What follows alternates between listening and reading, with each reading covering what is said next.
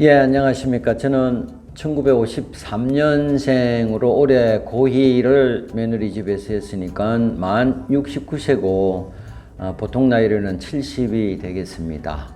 그래서 초등학교부터 고등학교까지는 부산에서 쭉 자랐다가 대학은 서울로 올라와서 서울대학교 심리학과를 다녔습니다.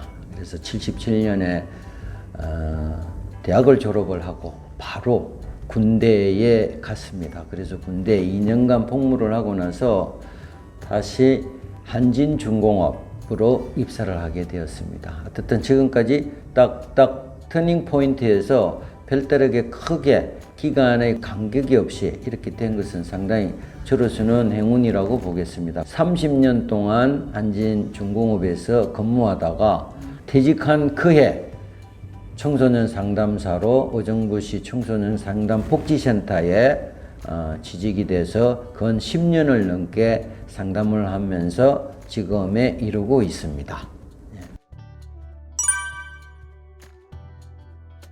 퇴직 전에는 마닐라 지점장으로 필리핀 마닐라에서 근무를 했습니다. 지점장은 일단 필리핀의 8개 현장을 관리를 하고 또 필리핀에서 발주되는 공사를 수주하는 업무였습니다. 그리고 그 이전 1년 전부터 한진중공업이 수빅에서 큰 대규모의 조선소를 짓기 시작을 해서 그 선사의 주인들이 오고 가는 거 거기로 보내고 뭐 하는 그런 일들을 부차적으로 하였습니다. 예, 사우디에 근무를 하러 나가면서 우선 국제항공기를 처음 타봤습니다. 그래서 제다공항에 내리니까 그 47도의 열기가 바지가랑이를 확 타고 올라오는 것이 정말 깜짝 놀랐습니다. 그리고 가는 길에 픽업하고 온 사람이 에비앙을 사들고 들어왔어요. 그래서 어떻게 여기서는 물을 사 먹습니까? 그러니까 그 사람이 하는 말이 사우디에서는 물값이 기름값보다 비싸네. 이렇게 해서 저도 이제 깜짝 놀랐습니다.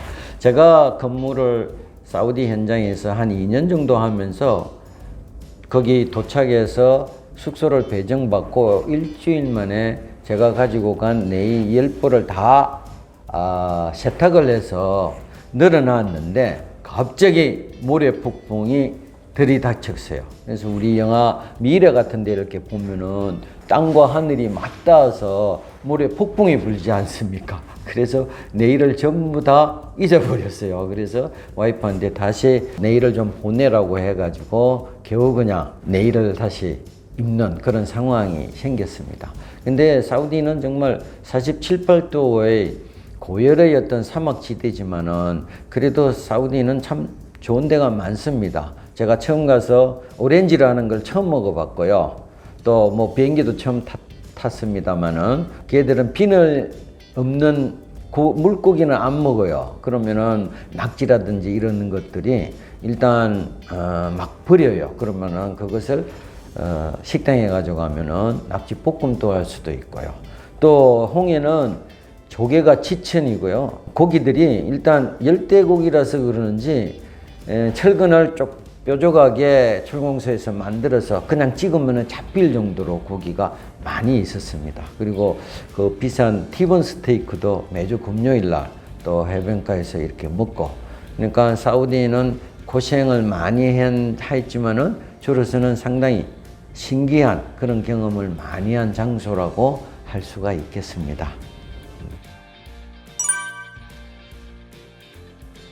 일단 저희들은 해외 업무라고 그러고 이제 공식적으로 얘기하면 코디네이터예요. 그래서 사우디에서 발주되는 공사는 이제 발주처가 있고 저희 같은 회사는 이제 시공사가 되죠. 그럼 발주처와 시공사 사이에는 감독관이라는 게 있습니다. 컨설턴트라고. 그 컨설턴트가 이제 독일 회사인데 일단 제가 코디네이션을 하는 게 공정회의에 참석하고 그 사람들이 하는 얘기를 그대로 기록해서 직원들한테 한국말로 이렇게 전달을 해주고 일단 통역 업무죠. 또 공사를 진행하다 보면은 단계마다 인스펙션이라는 게 있습니다.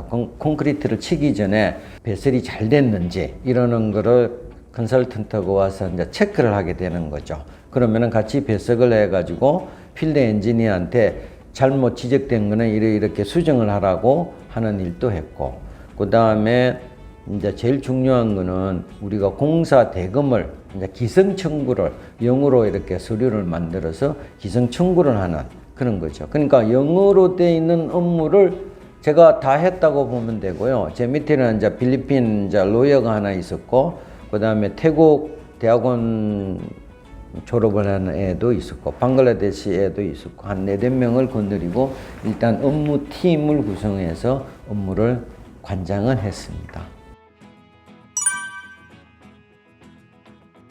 회사는 저한테는 참 소중한 존재라고 생각을 합니다. 결혼을 바로 해가지고 사우디에 나가서 또 $5를 벌었기 때문에 집도 쉽게 이렇게 살 수가 있었습니다. 그리고 이제 해외 근무를 이제 자주 나간 바람에 가족 동반이 그 당시에는 잘 안 됐었어요.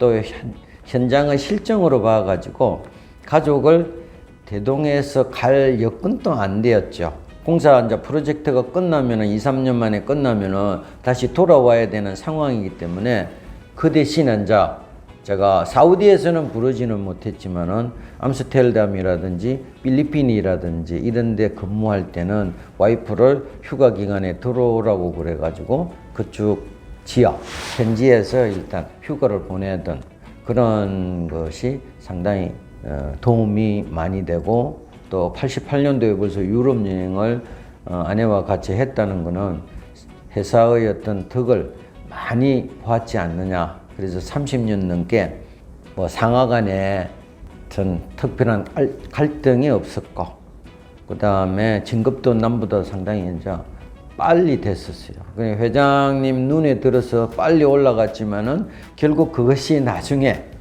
회사를 퇴직하는데 또 한 원인을 제공한 것도 사실이기는 합니다.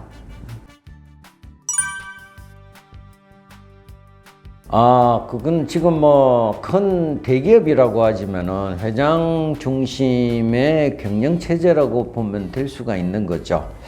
그래서 뭐 회장님이 왜 저를 이렇게 예쁘게 봤는지는 잘 모르겠습니다만은 어쨌든 업무 추진력이 이제 강하고, 특히 이제 윗사람하고 전투적으로 그냥 이렇게 싸운다기보다는 반대하고 제 의사를 정확하게 주장하고 관철시키는 그런 거를 보고 이 녀석 뭐 위에 사람 눈치 안 보고 일을 잘하겠구나 이렇게 해가지고 인사 쪽에서 진급 탈락을 시켰는데, 그 다음날 회장님이 특별하게 진급을 시켜주고 뭐 이런 식으로 해서 승승장구 이렇게 진급을 좀 한 거죠.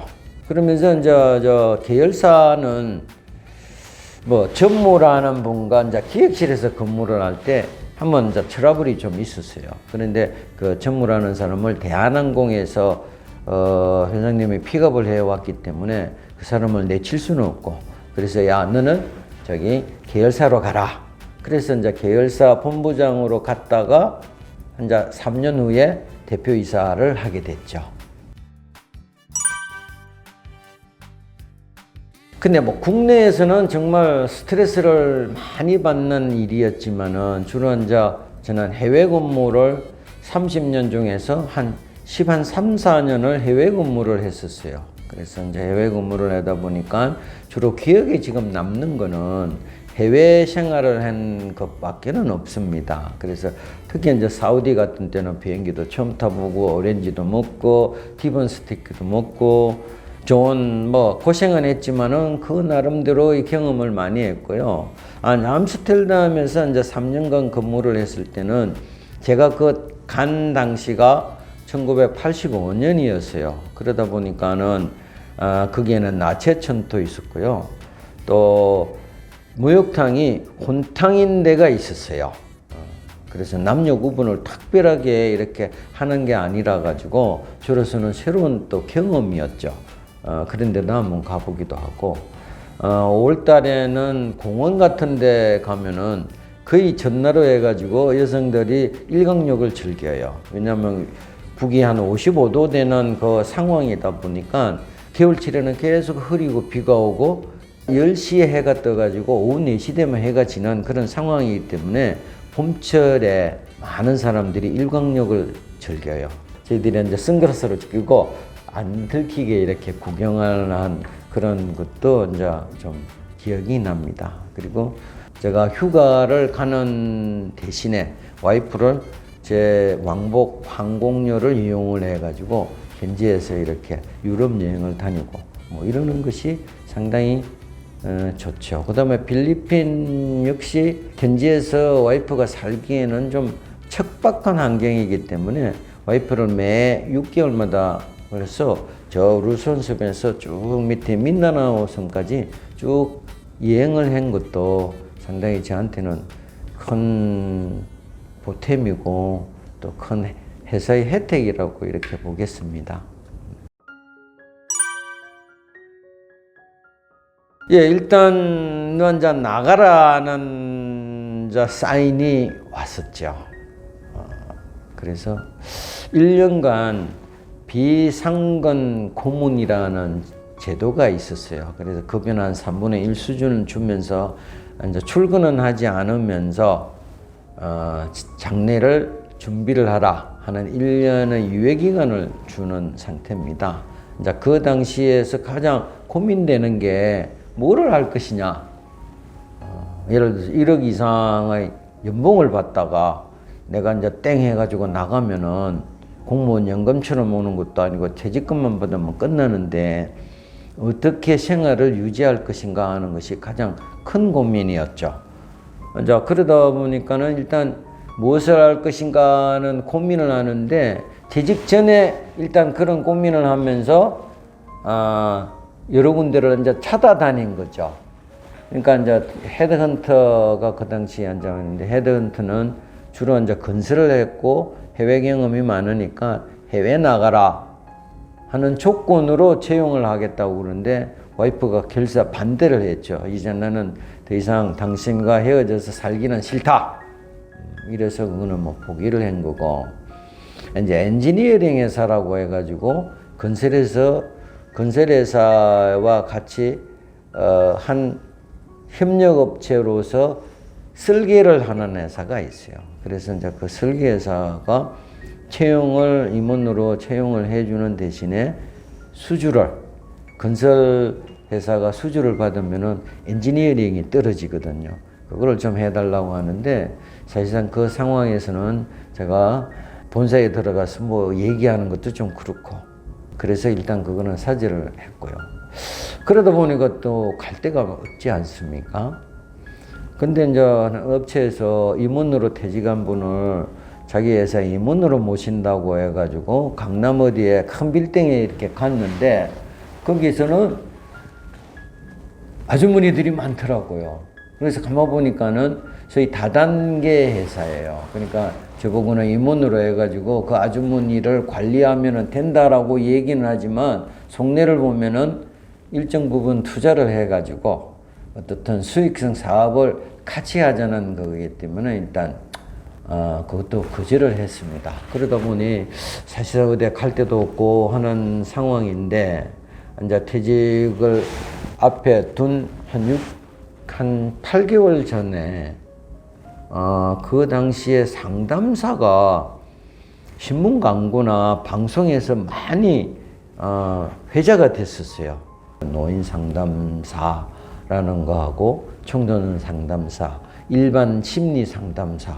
뭐 심리 상담사도 좀 괜찮을 것 같다. 그때는 뭐 그러니까 정년이 없는 전문직이라고 해가지고 막 도배가 돼가 나왔기 때문에 일단 교재를 팔기 위한 그런 협회, 상담심리협회라는 데 가서 일단 한 4개월 동안 공부를 했죠. 교재를 받아서.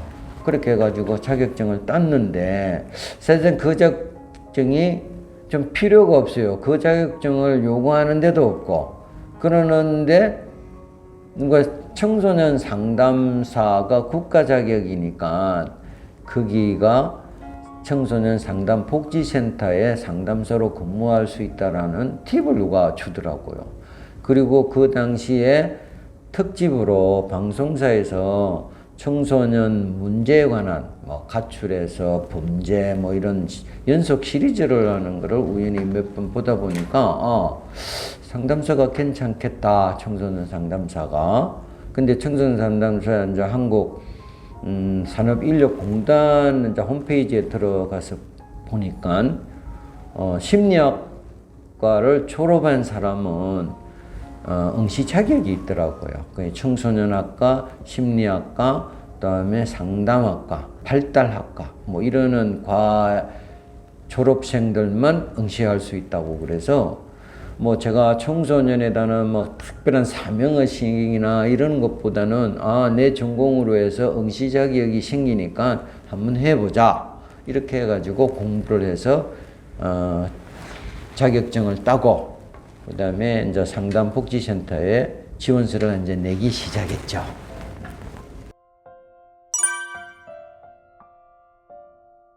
구체적으로 말씀드릴 수는 없고요. 이제 회장님하고 맞짱을 떴다는 얘기죠.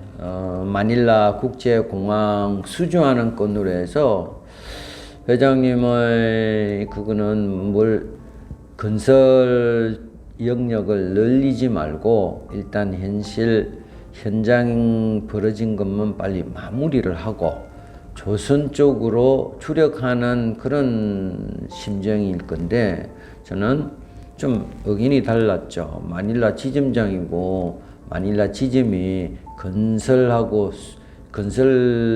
수주를 하기 위해서 설립된 거니까 마닐라 공항처럼 큰 프로젝트가 나오면 이거를 어떤 수를 써서라도 우리가 수주를 받아야 된다.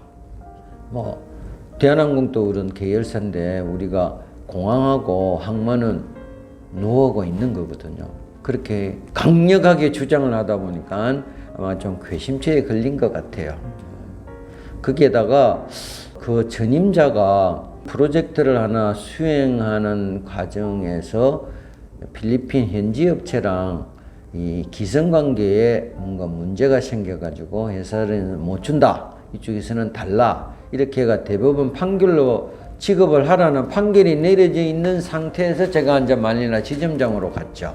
그러니까 그 회사가 변호사를 통해 가지고 저희들 진행 중인 현장에 있는 차재를 싹 차업을 해서 그냥 차로 싹 싣고 가버렸어요. 그런 상황이 뻥 터짐으로 해서 괘씸죄에다가 그거를 제대로 막지를 못했다 하는 상황에서 그냥 갑작스럽게 귀국 발령이 났죠.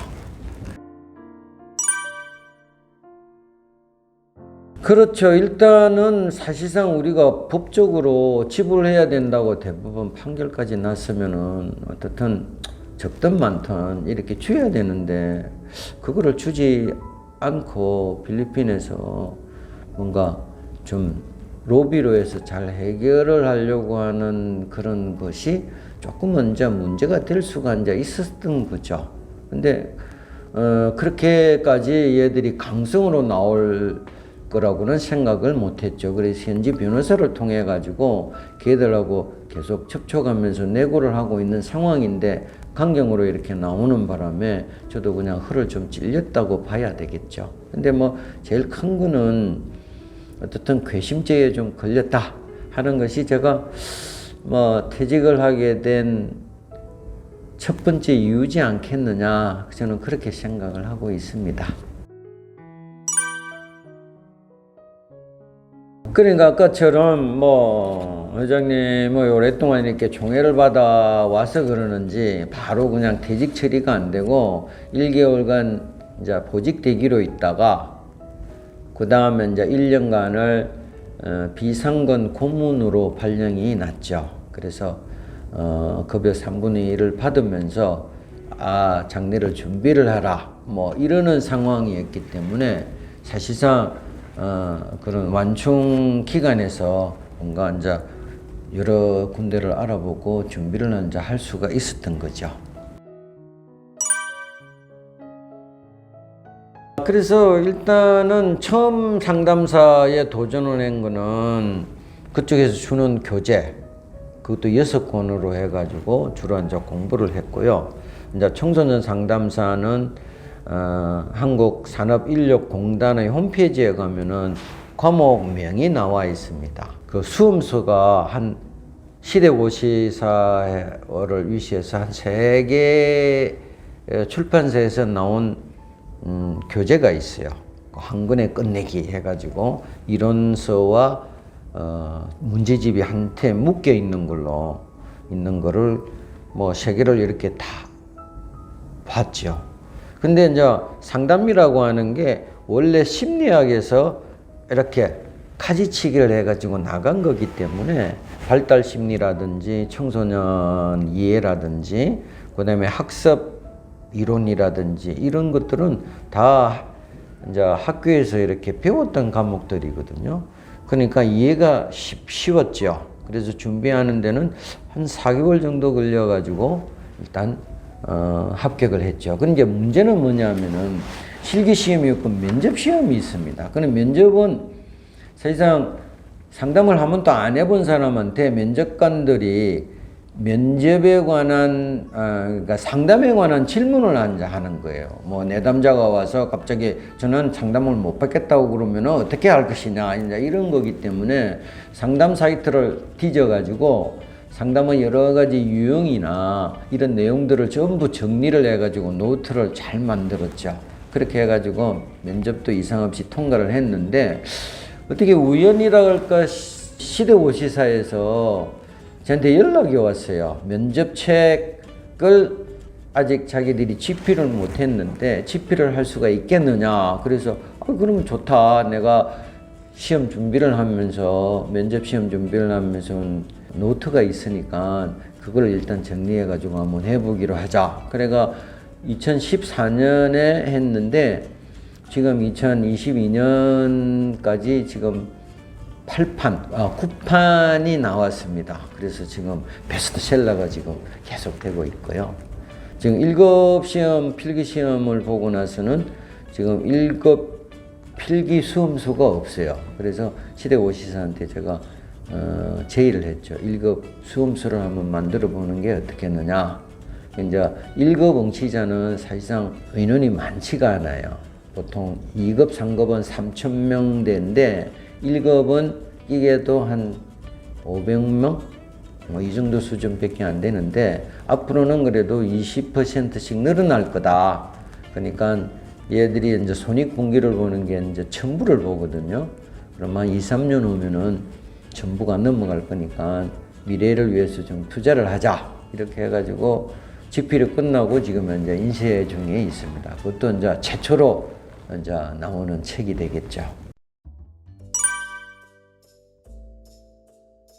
이게 이제 그게 참, 제가 이제 꿈에서 깨는 느낌이죠. 제가 그 당시에는 이제 58세였어요. 58세에서 어떤 기관의 그 피고용자로 들어간다는 것이 새로운 분야이기 때문에 그럴 거라고 생각을 했어요. 근데 어렵죠. 이제 군상담사를 뽑는 데서 가니까 그 면접관들이 그러더라고요. 우리 연재장보다 난시가 많으시네? 이러더라고요. 그러면서 떨어졌어요. 아무런 이유 없이. 그리고 다른 상담 복지센터에 이제 상담직으로 그걸 했는데 나중에 소장이 이제 직접 전화를 걸어왔어요. 뭐 아까운 인재인데 저희들은 불합격을 시킬 수밖에는 없지만은 상당히 아깝다고 생각을 하고 있습니다. 어떤 센터 내의 사정에 의해 가지고 불합격을 처리했으니까 이해해 주십시오라는 좀 아리송한 어떤 전화를 받기도 했습니다. 그래서 사실상 이게 상담이 연령 제한이 없는 전문직으로 알았더니만은 역시 기관에 속해 있어서 상담을 수행하다 보면은 역시 보이지 않는 나이의 벽이 있는 거구나 하는 거를 절실하게 깨닫기 시작했죠. 우리 한국에서 나이에 대한 어떤 그런 선입관념이 상당히 강해요. 그래서 상담 부분에서도 이러한 것이 존재한다는 게 상당히 실망스러웠습니다. 그런데 이제 다행히 의정부에서 시간제 상담사가 나왔어요. 그러니까 소속돼 있지만은 프리하게 이제 자율적으로 상담 업무만 하는 그런 형태죠. 그래서 일단 시간제 상담사로 시작을 한 거죠. 2011년부터. 회사가 2011년 6월 달에 완전한 이제 퇴직 처리가 되고 2011년 9월 1일부터 상담복지센터에서 이제 상담사로 근무하기 시작해서 10년이 이제 넘게 진행이 되다가 작년에 이제 상담하는 것도 이제 힘들기도 하고 또 청소년 상담이 그렇게 쉬운 게 아니거든요. 청소년들의 특징으로 보면은 쉬운 게 아니라서 일단 교육 파트로 일단 좀 넘어가고 상담을 하더라도 집단 상담을 하는 쪽으로 좀 이렇게 넘어갔습니다.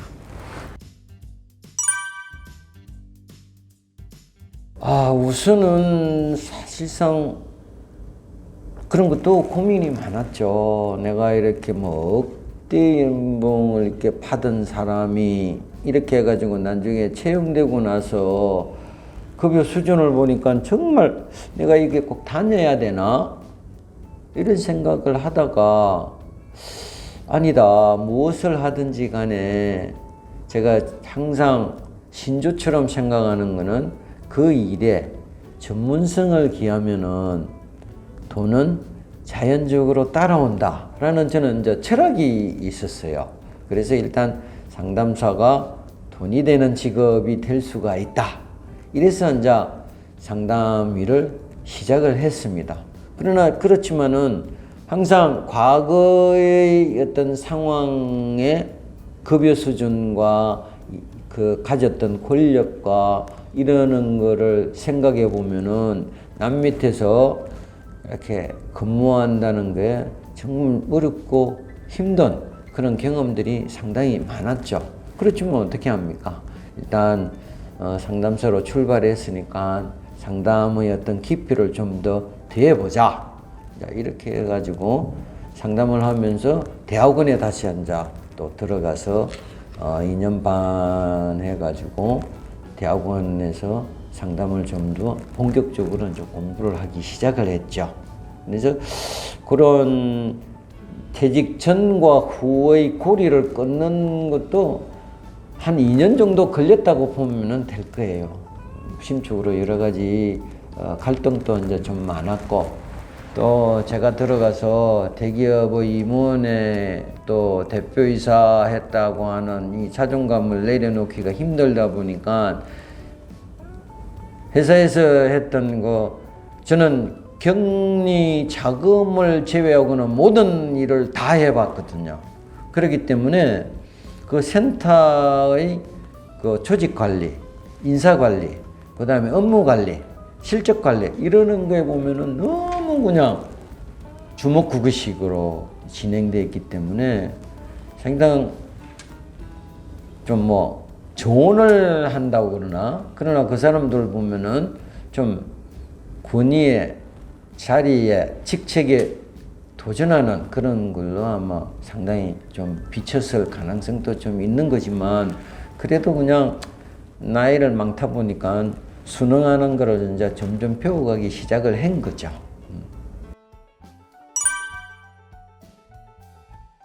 그러니까 현재 지금 내가 하고 있는 일과 수입 이 두 가지의 맥이라고 봐요. 현재 하고 있는 일은 좀 고급스럽고 남을 관리 감독하는 일과 또 거기에 막 직책이나 직위에 맞는 그런 어떤 급여지 않습니까? 이 두 개를 가지고 있는 한은 제2의 인생을 출발하기는 걸림돌이 된다. 절대 그거는 불가능한 일이다. 왜냐하면 자기도 모르는 사이에 나이를 먹었기 때문에 나이를 먹으면은 사회에서는 이렇게 뒤안길에 물러나 있어야 되는 처지가 되는 거죠. 그러면서 급여와 하던 일을 같이 가지고 간다면은 좌절과 실망밖에는 남지가 않죠. 그런 거를 깨끗이 잊어라. 저는 그렇게 말하고 싶어요. 깨끗이 잊으라. 그리고 새롭게 출발해라 하는 거를 말씀드리고 싶습니다. 좀 제가 말을 하지만은 저도 2년간은 그 고리를 끊기는 정말 힘들었다고 고백하고 싶어요. 그러나 어떻게 합니까? 새로운 환경에 적응을 해야 되지 않겠습니까? 그 말을 하고 싶습니다. 일단은 하는 일에 매달리는 거예요. 그리고 하는 일의 퀄리티를 더 깊게 하는 거예요. 그러다 보면은 자기가 해야 될 일이 많이 생겨요. 자격증도 있어야 되죠. 거기에 관련되어 있는 학교도 있을 수도 있는 거고, 또 학원도 있는 거고, 기술을 또 연마할 수 있는 어떤 학원이나 기관에서 또 배움을 또 해야 되는 거고, 그런 관계들이 있을 거예요. 그런 거를 열심히 이렇게 하면은 자기의 제2의 직업에 대한 전문성이 높아지면서 다시 정착하는 계기가 될 수 있다라는 것을 저는 항상 이렇게 믿고 있습니다.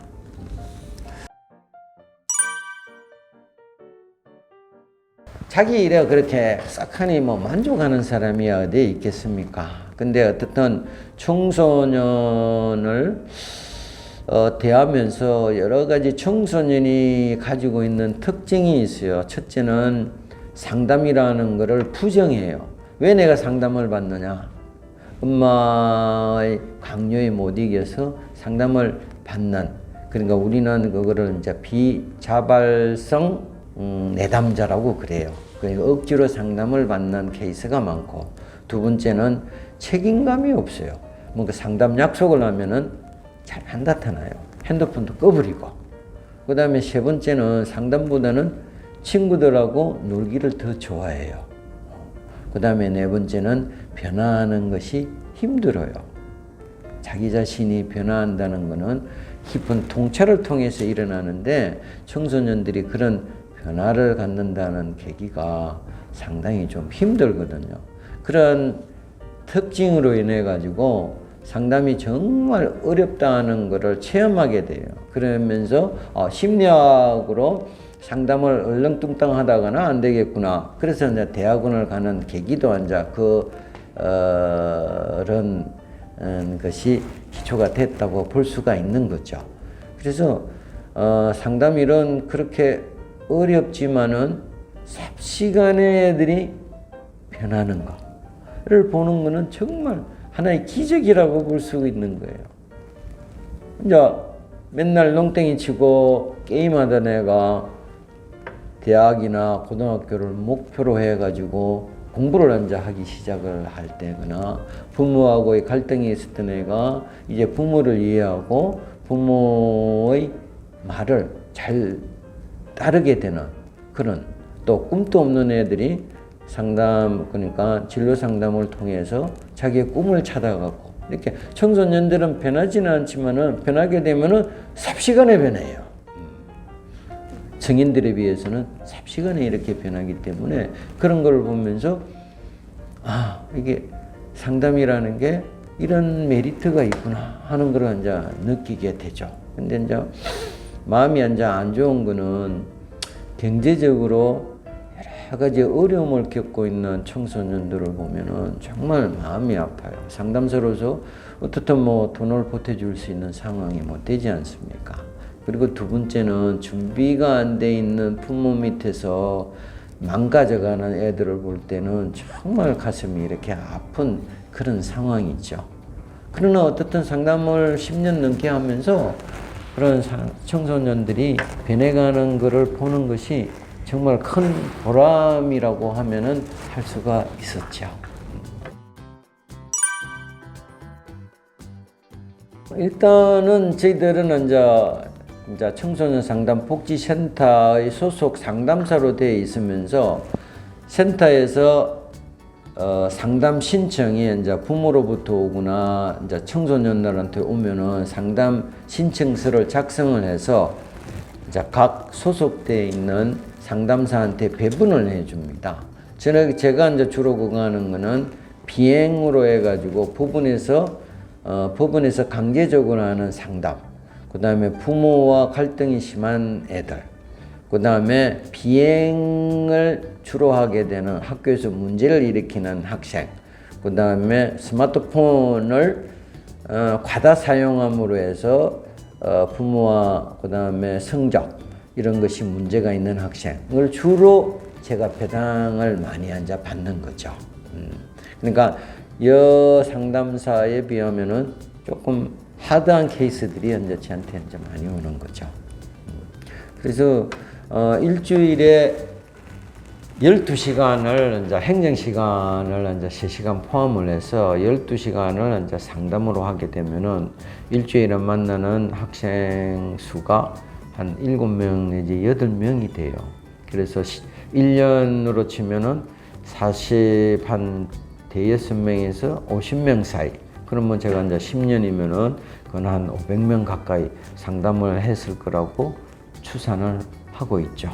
근데 뭐 상담하는 방법에 대해서 뭐 구체적으로 말씀하기보다는 어떻든 걔들의 마음을 얻는 작업을 이제 하는 게 정말 어려워요. 그러니까 걔들하고 같이 영화도 보러 가기도 하고 또 같이 어울리는 데서 가서 뭘 사주기도 하고 또 필요하다 하면은 어떻든 뭐 식사 대접도 해주고 어떻든 친해져서 그 애들의 마음을 얻은 다음에 제가 의도하는 대로 쓸쓸한 자극을 주기 시작하면은 애들이 이렇게 끌려오죠. 그래서 한번 시작하면은 보통 일주일에 한 번 만나고 8회기에서 12회기로 주로 하는데 심리적인 문제가 좀 큰 애들은 한 20회기까지 하는 케이스도 없잖아 있습니다.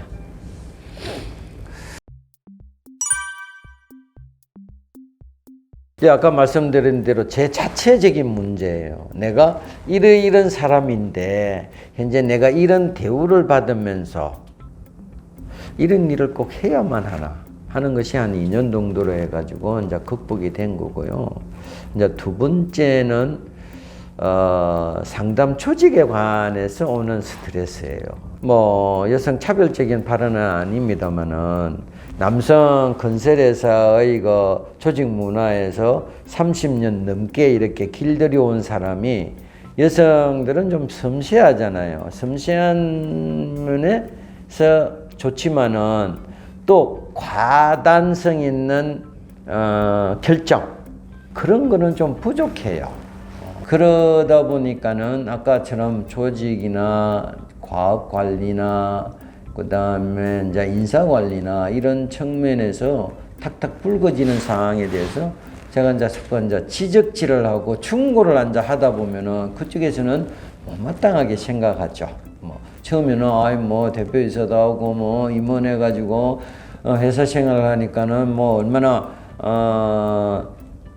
잘하시겠습니까 하는 거는 채용 시의 변명이고 어떻든 채용을 해가지고 들어왔으면은 내 말을 잘 따르고 시키는 대로 해라 하는 쪽이에요. 거기에 이제 순응하는데 이제 한 3, 4년이 이제 걸린 거죠. 그래도 뭐 센터에서 10년 이상을 상담사를 한 거는 그래도 크게 눈밖에 안 났으니까는 그대로 이제 할 수가는 있었겠죠. 이제 마지막에 이제 제가 하는 거는 상담에서 오는 스트레스예요. 상담 스트레스는 사실상 좋은 일에 하면은 우리가 마음이 밝아지고 그렇지 않습니까? 상담은 좋은 일로 상담을 하는 사람은 없어요. 그러니까 괴로운 것, 힘든 것, 이러는 거를 해결하는데 도움을 받고자 상담을 한다고요.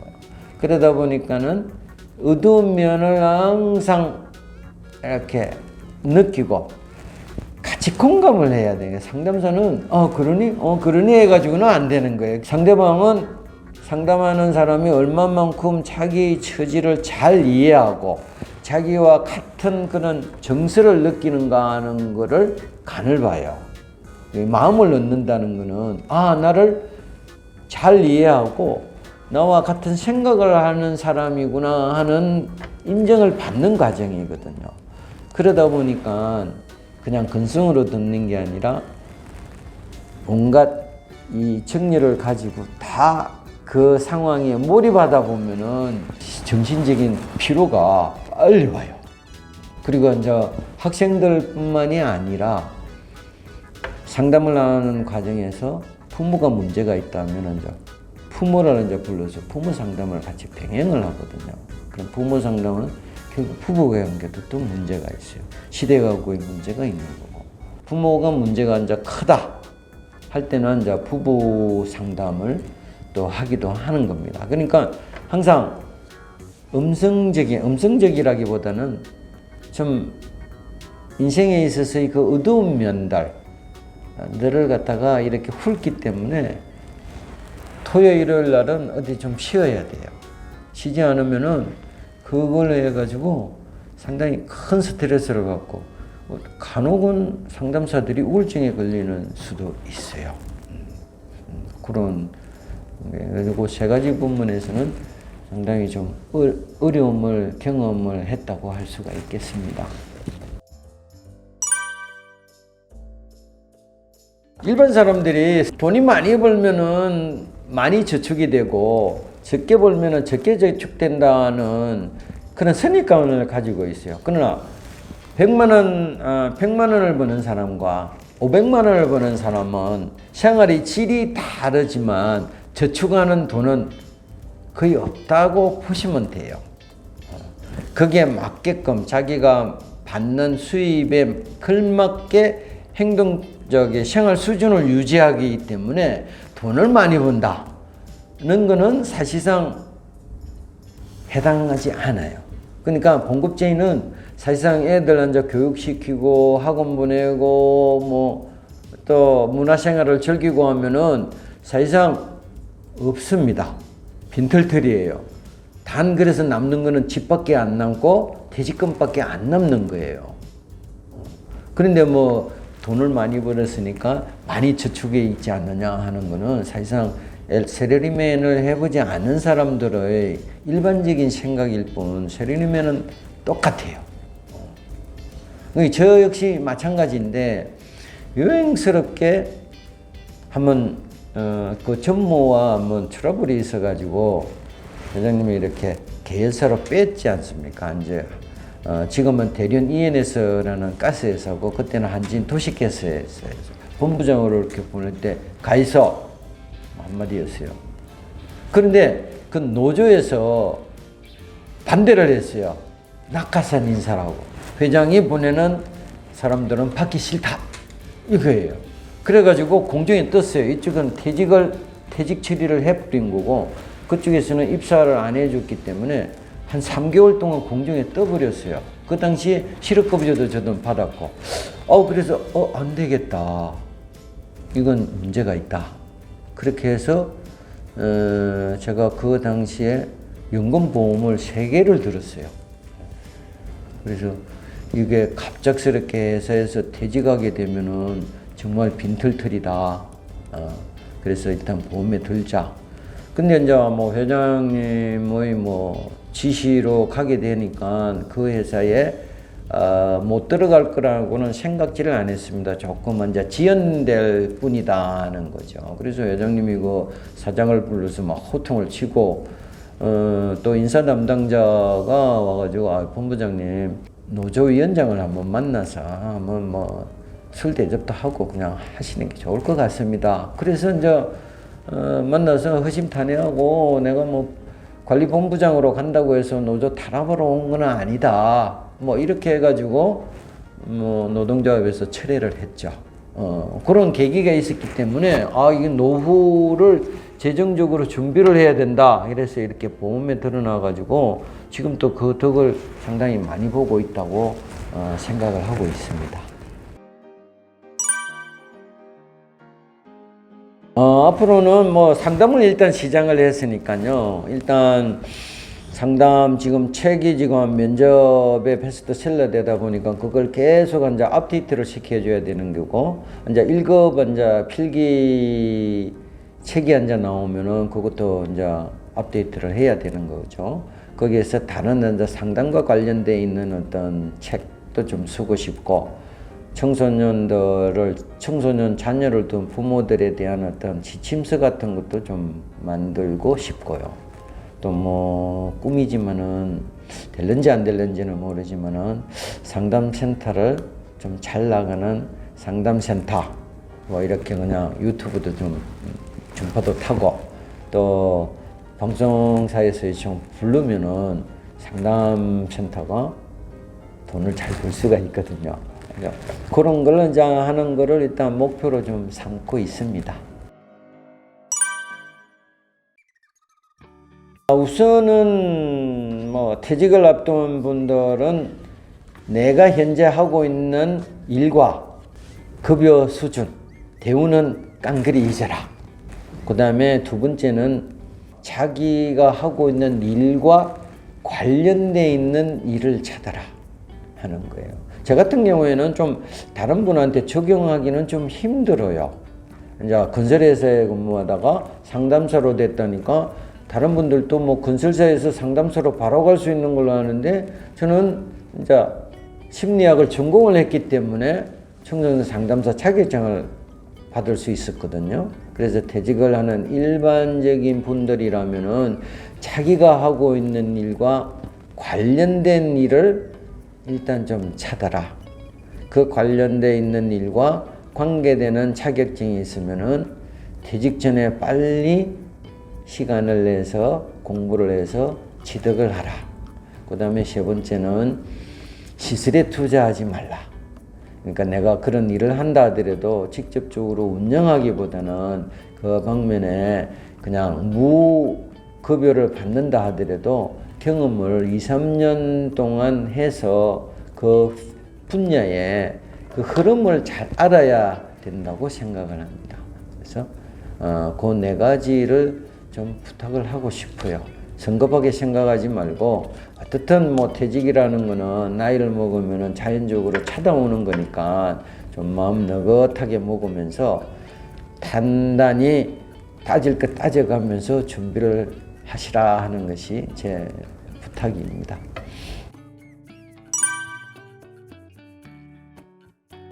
일단은 사실상 새로운 제 인생, 제2의 인생을 출발한다는 것은 사실상 어떻게 보면은 좀 생뚱맞고 어렵고 힘들고 절망과 회의감을 가져다 주는 직업이라고 저는 정의하고 싶어요.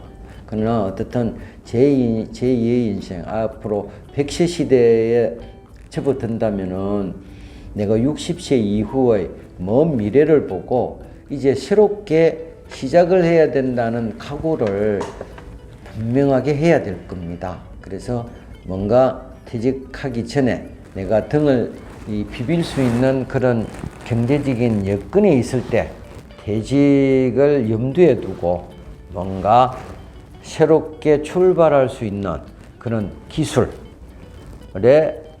자기 자신의 시간과 에너지를 투자해서 그 퇴직 전에 꼭 그 방향을 꼭 좀 잡으시라 하는 것이 저희 또 어떤 바람이고 부탁입니다.